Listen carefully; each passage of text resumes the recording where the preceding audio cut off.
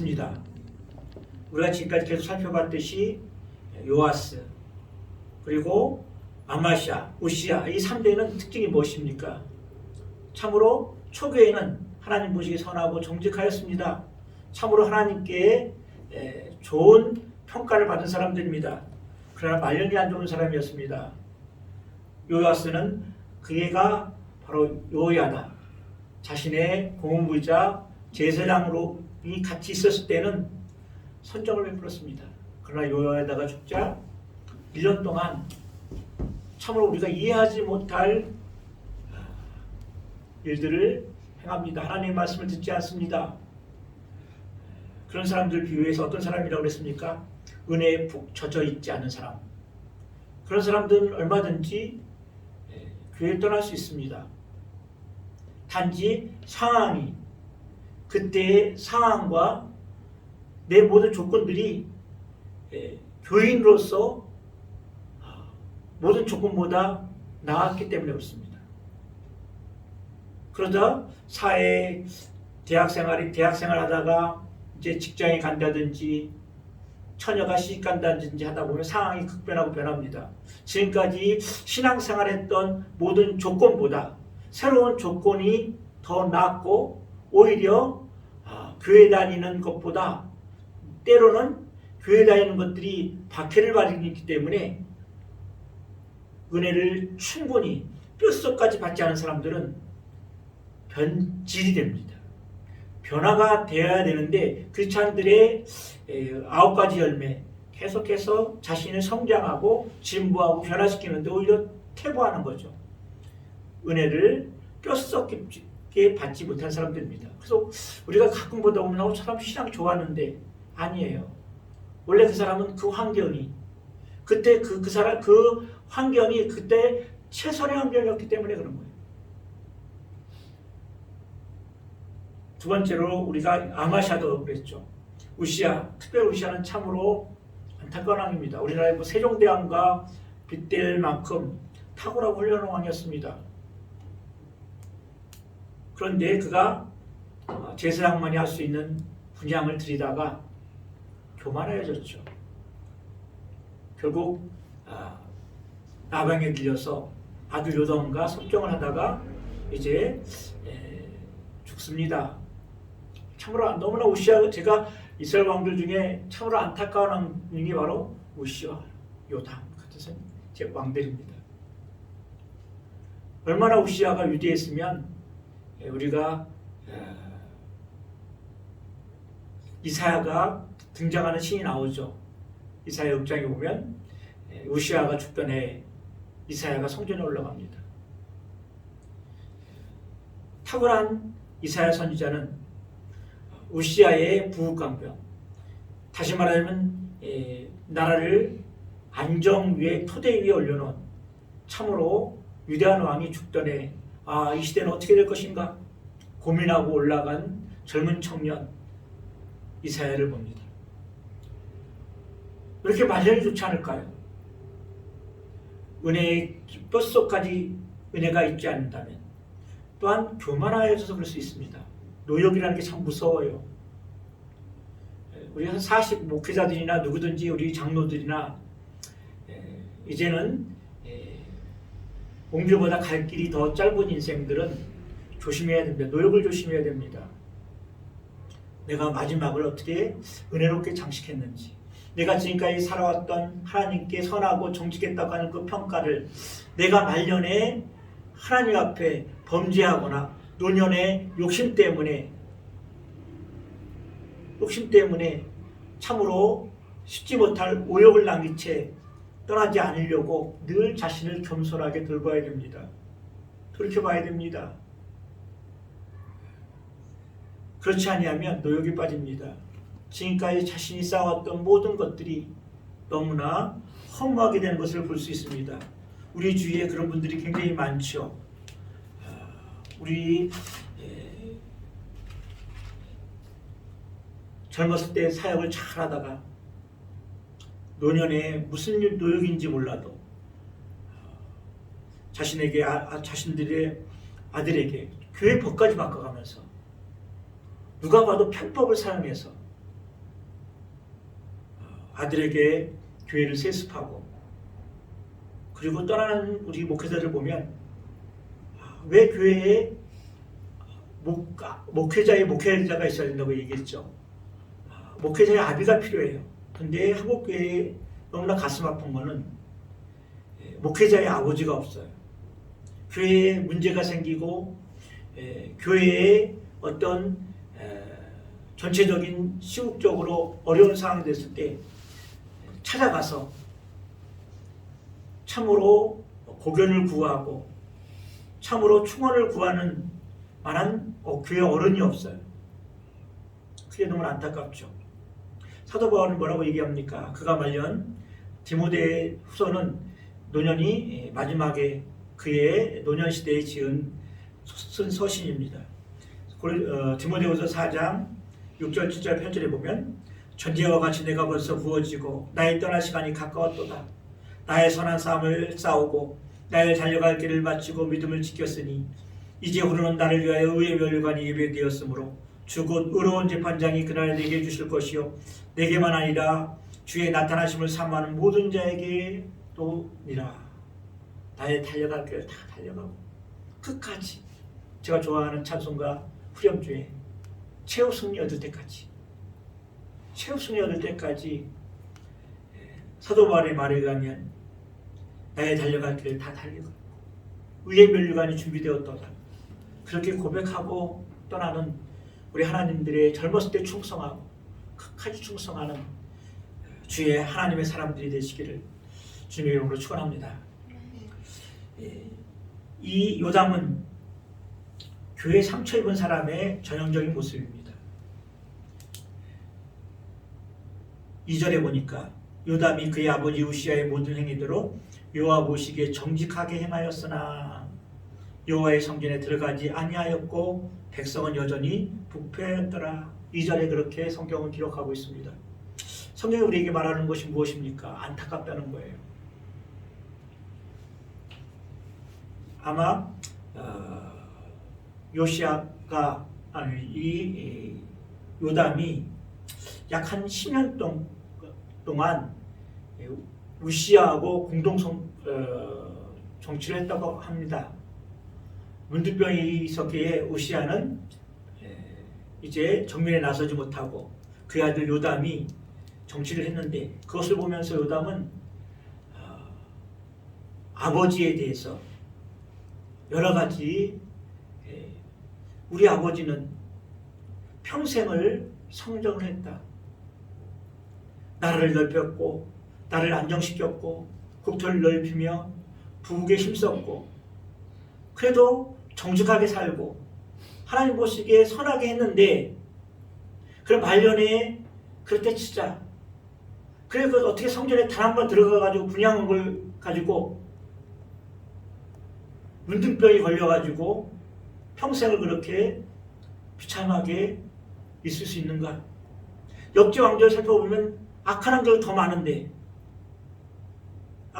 많은데 그런 어떤 하나님께 대한 서운함, 분노 또는 그 분양하면서 문둥병에 걸림을 통해서 성전에 대한 두려움 이런 감정이 아마 복합적으로 있었을 거예요. 그러니까 차라리 아예 성전에 안 들어가는 거예요.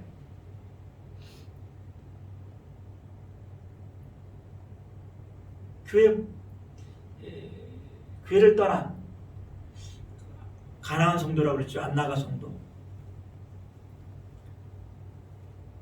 교회에 교족을 두지 아니하고 심지어는 누가 누군지도 모르는 그 대형교회 가서 묻혀지면서 예배드리는 사람들 많다고 해요. 여러 가지 이유가 있겠죠. 교회에 상처를 받을 수 있습니다. 교회에 상처를 받을 수 있어요. 왜냐하면 교회는 바로 죄인들이 모인 의인이기 때문에 우리의 부패한 본성이 그대로 나타나요. 우리의 공동체가 위로도 받지만 또한 공동체의 상처를 받으면 치유가 안 돼요. 왜냐하면 세상 사람들에게 상처를 받으면 교회에 나와서 교회가 뭡니까?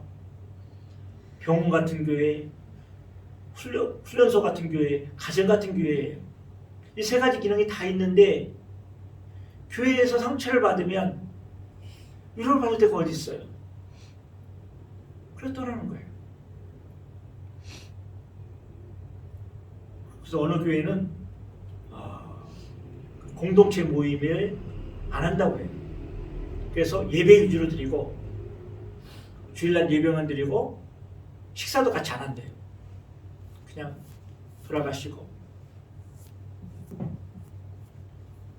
그렇게 하는 이유가 뭔가 그 목사님이 설명을 하는 거 들어봤더니 오전 예배 드리고 오후 예배가 2시인데 그동안에 교회가 커서 장로님, 권사님은 권사님, 그리고 안수사님 이렇게 친교 모임이 따로 있대요. 근데 들어봤더니 오전에 드렸던 예배의 은혜 받고 그리고 또한 하나님께 받은 은혜를 서로 나누고 하는 것이 아니라 자신이 갖고 있던 교회의 불만 그리고 세상에 지냈던 모든 상처를 쏟아내는 거예요. 보세요. 사람들 입에서 이게 독이 나와요. 상처가 나와요. 그러면 자신도 상처가 많은데 그 상처까지 덧입고 가면 치유받는 것이 아니라 오히려 더 악해져요. 더 병들어져요, 마음이. 병원에서 병을 치료로 갔는데 병을 더 얻어오는 것 같아요. 감기 치료하러 갔다가 코로나 걸리고 온 것 같아요. 코로나 걸리러 갔는데 독감 물고 오는 것 같아요. 그래서 아예 식사 거제도 안 하고 안 한대요. 단 교회 문제가 있으면 부목사님과 함께 목사님이 개인적으로 찾아가서 같이 예배드리고 그리고 구역 예배도 식사하지 마라. 예배만 드리고 같이 공동체 기도하고 바로 나와라 그렇게 얘기한대요. 요단과 같죠. 공동체가 모여서 서로 아픔을 얘기하고 치료해야 되는데 그러지 못한다는 거예요. 그 목사님 이해가 됩니다. 작은 교회가 아니에요. 2,000명 모이는 교회예요.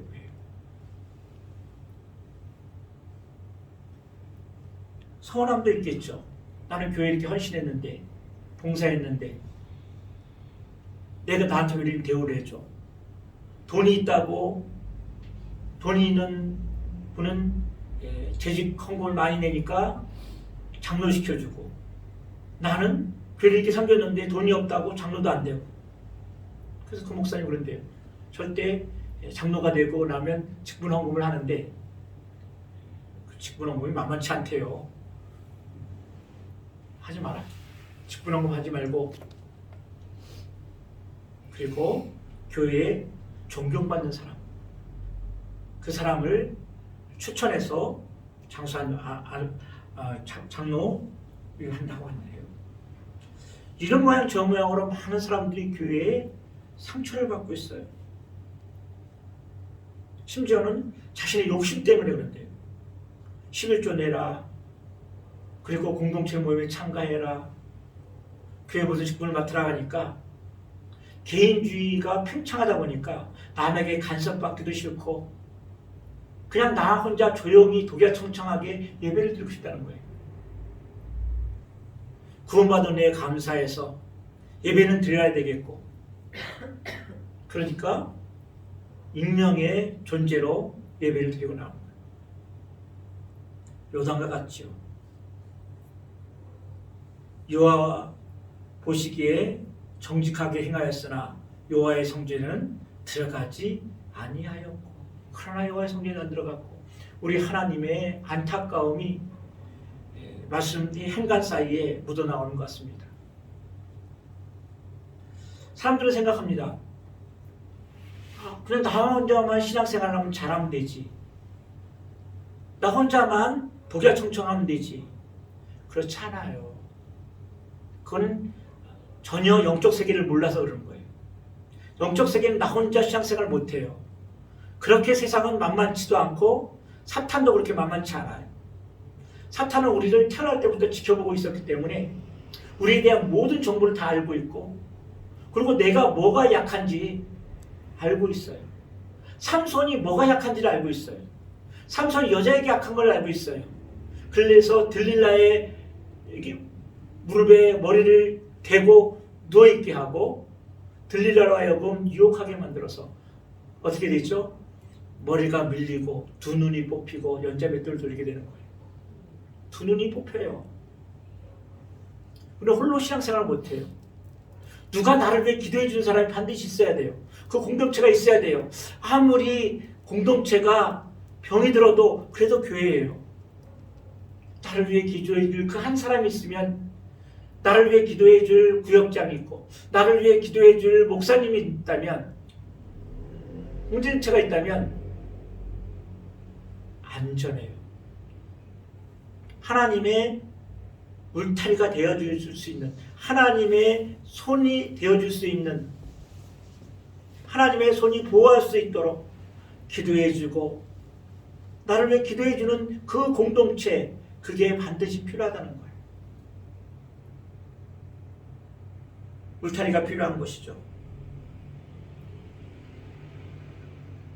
많은 사람들이 그렇게 생각합니다. 카톨릭으로 가는 사람들이 많아요. 기찬 중에. 그래서 우리 기독교인 1200명이었다가 지금 800만, 900만도 안 된대요. 그럼 300만이 어디 갔느냐? 불교로 간 아니에요. 카톨릭으로 갔대요. 개신교 중에.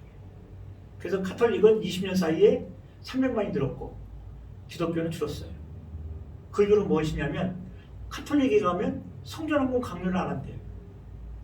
수요일에 금요일 나오라고 강요도 하지 않고 거룩한 예배에 들어서 여자는 머리에 그냥 하얀 거 쓰고 우아하게 예배 드리고 나왔다가 몇 개 주문 듯이 외우다가 나오면 구원받고 은혜 받고, 내가 좀 마음에 좀 기도하고 싶으면 아베 마리아 상에 가가지고 기도하고, 참으로 신사답게 품격 있게 신앙생활하는 것 같아요.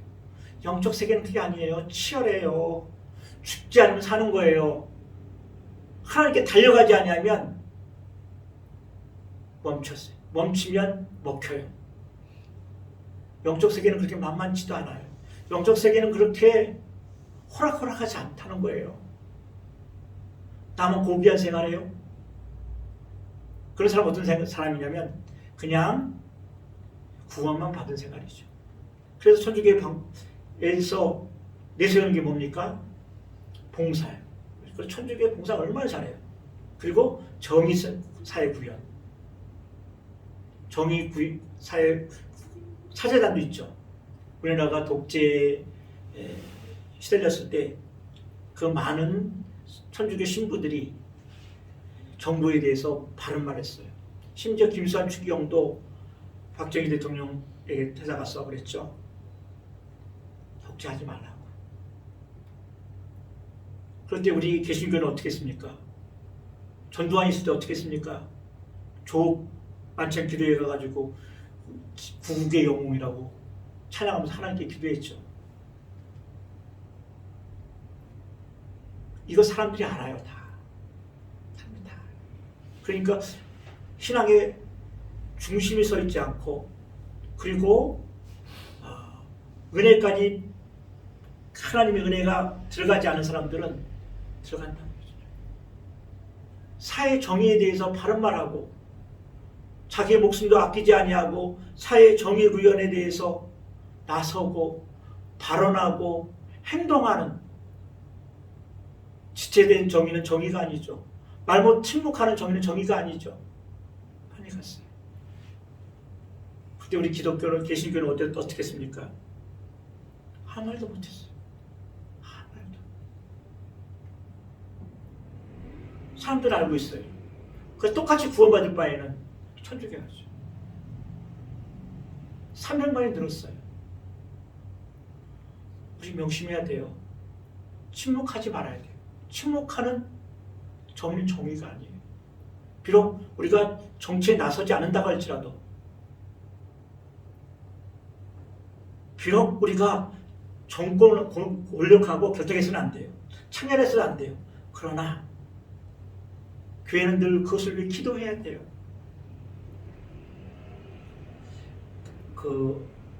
어떤 책이 누가 저자는 까먹었는데 현실에 뿌리 박힌 신앙이 있어요. 다윗처럼 우리 신앙은 현실과 분리되어 있지 않아요. 어떤 분들은 그래서 신부들이 더 존경스럽대요. 거룩하대요. 우리 기독교는 산속에 있지 않아요. 신비스럽게 현실에 감춰져서 뒤에 있는 신앙이 아니에요. 현실에 뿌리 깊고 현실과 같이 맞닥뜨리면서 바로 거기서 우리를 변화시키는 거예요. 카톨릭의 신부가 결혼을 하지 않는다고 더 거룩해요? 그렇지 않아요. 마음이 중요하죠. 그들은 결혼하지 않기 때문에 그 젊음을 얼마나 많은 밤을 괴로워하겠어요. 그래서 술과 담배를 달래죠.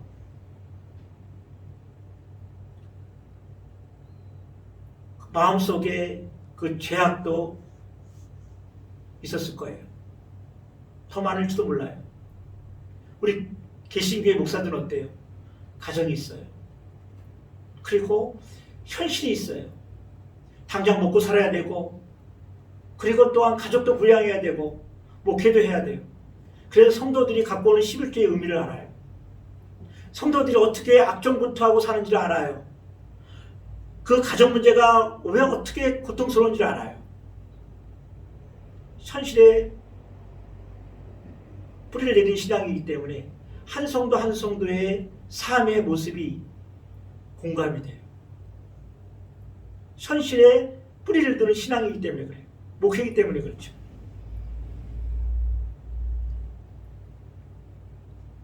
목사 제가 신대원 다닐 때 학부 목사님 너무나 강의 잘하셨어요. 너무나 지성적이고 열정적이었어요. 그래서 너무나 다 존경했는데 그 목사님의 간증을 듣고 고의를 감독했어요. 교회가 개척하자마자 교회도 부흥을 했대요. 그런데 문제는 뭐냐면 너무 열정적이고 헌신적이다 보니까 꼭 예배 드리기 전에, 주일 예배 드리기 전에 부인하고 말다툼 안 돼요. 탁월한 지성과 열정. 그런데도 불구하고 가정에 들어가면 꼭 부인도 사모님도 만만치 않았나 봐요. 말다툼 하니까 그걸 가지고 주일 오전에 설교를 하자 그러니까 본인도 못 견디는 거예요. 본인이.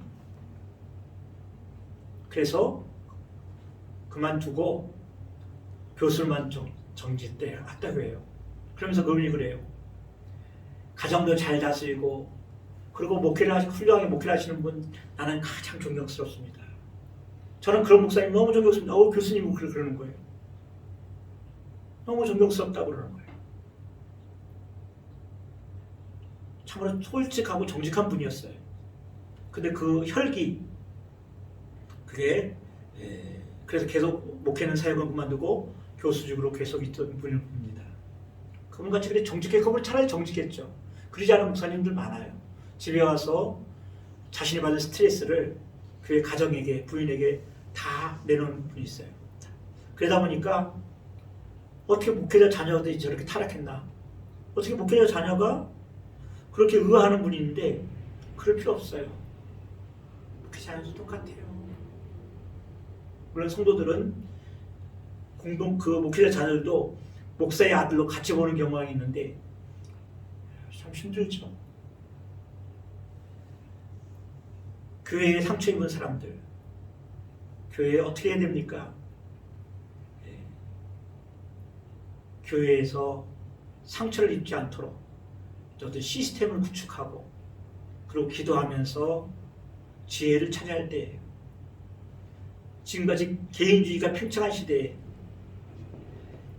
인간의 안에 있는 타락한 본성을 하나님께 굴복시키고 공동체에 나와서 교회가 병원이요, 가정이요, 이 세상에서 맞서 싸울 훈련소라고 하는 교회의 이미지가, 구조가 시대의 변함에 따라 진리의 말씀, 하나님의 말씀은 견고하게 있되 우리 사고가 전환되어야 됩니다. 그것이 바로 두 번째 중심이 있는 신앙이었어요. 시대는 변합니다. 현대인들은 더 이상 자신들의 개인적인 생활에 신앙까지도 간섭하는 거 싫어해요. 간섭이라고 얘기하죠. 간섭이 아닌데 자꾸 간섭이라고 합시다. 내가 원하는 방향으로, 그리고 내 안에 있는 신앙심, 다시 말해 종교심을 충족시키는 교회 가요. 그 교회도 안 되면 또 다른 교회 가요. 너무나 개인주의가 만연한 이 사회다 보니까 한 사람 한 사람의 그 안에 있는 신앙의 색깔을 맞춰줄 수가 없어요. 어떻게 해야 됩니까? 교회는 묵묵히 그걸 바라만 보고 있어야 됩니까? 시간이 더 흐를수록 더 심해질 수 있는 이 상황 속에서 우리가 할 수 있는 것이 무엇입니까? 중심을 잡아야 된다는 겁니다. 그래도 우리 하나님께서 요담을 칭찬하시고 요담을 점점 더 강하게 해주셨던 이유는 그에게 중심이 있었기 때문이에요. 중심이. 어떤 중심이냐면 중심이 있으면 흔들리지 않아요. 오늘 보니까 6절에 보시죠. 요담이 그의 하나님 여호와 앞에 바른 길을 걸었으므로, 여기서 바른 길이라는 건 뭐냐면 바른 건 쿤이에요. 쿤이라는 게 뭐냐면 그 여러 가지 기본 단어가 뭐냐면 세로로 세워지다예요. 굳건하게 세로로 고정되다는 거예요. 여기서부터 이제 여러 가지 다양한 것이 적용돼서 이제 많이 나오죠. 그래서 그 중에서 바른 것이 나왔어요. 세로로 굳건하게 세워지는 것, 이것이 기본 어휘인데 여기서 다양한 말들이 적용되면서 말이 나오는데 우리말 성경 그냥 바른이라고 나왔어요. 세로로 굳게 새겨져 있는 것, 중심이 있다는 거예요. 중심이 세워져야 돼요. 중심이 세워지면 흔들리지 않아요. 신묘에는 원심력과 구심력이 있어요. 원심력 있을 때 안으로 이렇게 모여들어요. 그래서 이사야 26절 3절에 보면 주께서 심지가 견고한 자를 평강의 평강으로 지키시리니 이는 그가 주를 의뢰함이라. 심지가 견고한 사람. 심지가 견고하다 보면 좌우짓지 않아요. 하나님께서 여호수아에게 이제 여호수아가 모세의 뒤를 이어서 7년 전쟁을 벌이고 모세 다음으로 지도자로 세워질 때 여호수아에게 명령한 것이 있습니다. 그 중에 하나가 좌우로 치우치지 말라는 거예요. 좌우로 치우치지 말라. 이 말은 곧 중심을 잡으라는 거죠. 지금 이 세대는 어떻습니까? 사상의 시대예요. 교인들 중에서 많은 사람이 좌우하고 좌파니 우파니 진보니 보수니 중심이 없어요. 내가 좌에게 가까울 수 있어요. 내가 우에게 가까울 수 있어요. 자라온 환경에 따라, 태어난 고향에 따라서 내가 우파적인 경향도, 진보적인 경향도, 보수적인 경향도 있을 수 있어요. 없는 게 더 오히려 이상할 수도 있는 세상이죠. 문제는 무엇이냐면 그런 가운데도 중심을 잡아야 된다는 거예요. 내가 진보적인 경향이 있는 사람이라면 보수적인 사람도 수용해야 돼요. 히브리인들은 그들 사고가 전부 변진론적이에요. 변진론적이 뭡니까? 정반합이죠. 원래의 이론에다 정합에다가 거기에 하다 보면 모순이 생겨요. 부정적인 면이 있어요. 그것을 소외하고 없애는 것이 아니라 그 부정적인 것과 모순적인 것을 알아버림으로써 더 진보해 나간다는 거예요. 우리 한국교회가 이제 어떻게 하면 더, 저 개인적으로는 두 가지죠. 회개하는 거예요. 또 하나는 부지저 하나님께 다시 나오는 거예요. 이럴 때 한국교회가 다시 부흥한다고 하지만 우리 교회의 상처가 있어요. 상처를 어떻게 보듬고 이 흘러가는 성도들이 교회에 정착할 수 있는 많은 이유 중에 하나가, 해야 할 이유 중에 하나가 바로 중심이에요. 내가 보수적인 경향이 있다 할지라도 진보의 틀을 알아버리는 거예요. 그럴 때 벌써 초월하죠. 기독교는 비약이에요. 키에로케고로가 믿음을 도약이라고 그랬죠. 비약이라고 그랬죠. 하나님께서 끌어서 올리는 거예요. 그렇지 않으면 우리 인간의 생각으로는, 인간의 지혜로는 하나님을 찾을 수 없기 때문에 하나님의 손이 그를 믿음이라는 왜 진보를 시킨 거예요. 아주 그냥 비약을 시켜버린 거죠. 인간이 오를 수 없는 거를. 그래서 우리는 믿음을 가지게 되는 거죠. 우리 인간이 하나님께서 우리가 교회가 상처 입은 사람들을 치료하고 보듬을 수 있는 것은 내게 갖고 있는 사상이나 이념에 부정적이고 내지는 모순적인 것들도 다 수용할 때 비로소 새롭게 초월할 수 있는 거예요. 나만 옳고 넌 틀리다고 할 때는 이미 상대는 악마가 돼 있어요. 내가 옳고 그다음에 반드시 틀리게 돼 있어요. 이 부분은 그래요. 그러나 나는 옳지만 너도 옳을 수 있다는 거예요. 다시 우리가 생각을 다시 해야 돼요. 그렇지 않는다면 교회에서도 교회 나가면 상처를 받아요. 교회 그 성경에는 구약을 보면 진보와 보수가 함께 있어요. 신년이 되면 내가 팔았던 땅, 내가 빼앗겼던 땅들이 다 돌아와요. 이게 무슨 공산주의지, 이게 무슨 어떻게 돌아올 수 있어요? 그런 거 보면 구약은 극단적 사회주의가 갇혀. 또 그런 거 하면 또 열심히 일하고 그 다음에 부를 축적하는 것에 대해서는 긍정적으로 생각을 해요. 이게 다 있어요. 중심을 잡지 못한 사람은 치우치게 돼 있고 치우치면 균형을 잃어버려요. 균형을 잃어버리면 무너지게 돼 있다는 거예요. 중심 잃어버리면 홀로 신앙생활해요. 홀로 독일 정치하게 돼요. 어떤 사람은 나만 옳게 돼서 그래서 다 비난해요. 누가 어떻고 내가 다니던 권사도 그렇고 내가 다니던 장로도 그랬고 심지어 목사님도 그랬다고. 원래 인간은 다 그래요. 목사도 다 그렇고 장로도 다 그래요. 처음 알았어요?